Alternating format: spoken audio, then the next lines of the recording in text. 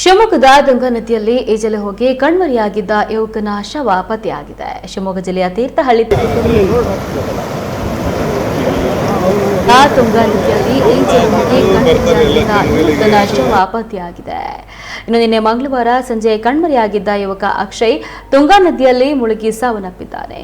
ಮಂಗಳವಾರ ಸಂಜೆ ಕಲ್ಲು ಬಂಡೆ ಮೇಲೆ ಮೊಬೈಲ್, ಚಪ್ಪಲಿ, ಬಟ್ಟೆಯನ್ನ ಇಟ್ಟು ಈಜಲು ಹೋಗಿದ್ದ ಅಕ್ಷಯ್ ಸಾವನ್ನಪ್ಪಿದ್ದಾನೆ. ಇವರು ತೀರ್ಥಹಳ್ಳಿ ಸೀಬನಕೆರೆ ನಿವಾಸಿಯಾಗಿದ್ದು, ಇನ್ನು ಬೆಳಗ್ಗೆಯಿಂದ ಹುಡುಕಾಟ ನಡೆಸಿದ ಮುಳುಗು ತಜ್ಞ ಈಶ್ವರ್ ಮಲ್ಪೆ ಅವರಿಗೆ ಕೆಲವೇ ಅಡಿಯ ವ್ಯಾಪ್ತಿಯಲ್ಲಿ ಶವ ಪತ್ತೆಯಾಗಿದೆ. ಇನ್ನು ಯುವಕ ಅಕ್ಷಯ್ ಶವ ತೀರ್ಥಹಳ್ಳಿಯ ಆಸ್ಪತ್ರೆಗೆ ರವಾನೆ ಮಾಡಲಾಗಿತ್ತು.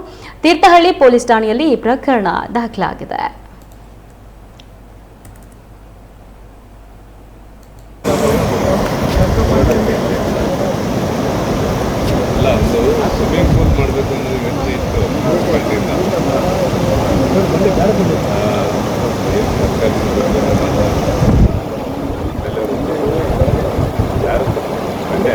ಅದು ಬಂಡೇರಿ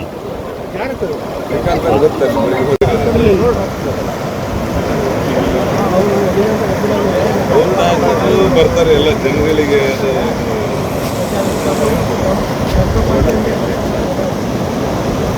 ಎಲ್ಲ